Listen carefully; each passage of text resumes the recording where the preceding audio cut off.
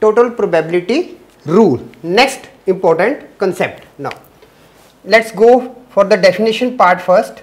Now let E1, E2, En means here we can take number of the events. Now let E1, E2, En be an mutually exclusive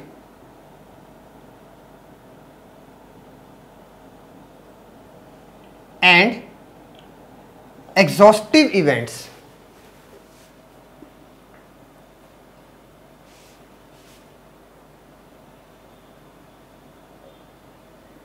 And exhaustive events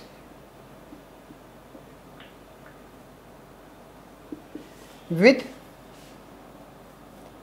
non-zero probabilities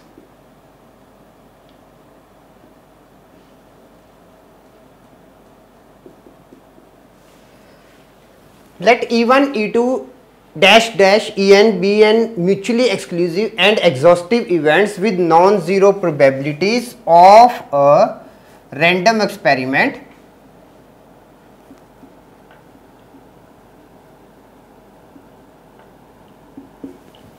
Now, if A be any arbitrary event of the sample space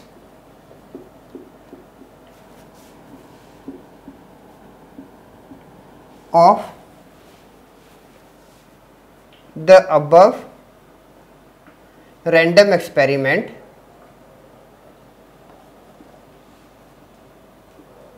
provided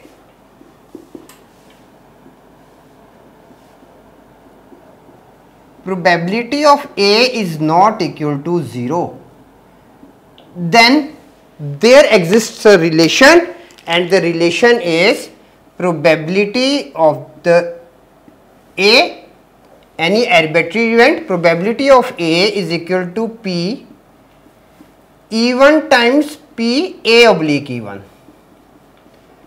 plus P E2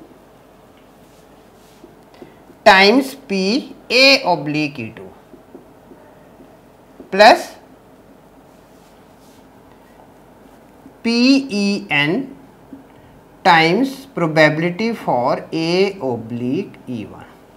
Now what N stands for here? Now E1 event 1, E2 event 2, like that one En n times of the event. Now suppose a very simple thing I am going to tell you. If we are having two bags having some different color balls, and we have to find the probability of one of the colored bags which is in both or in more than two bags. Okay. Now suppose if it is in two bags, then N will be 2, means we are going to discuss only this one and this one.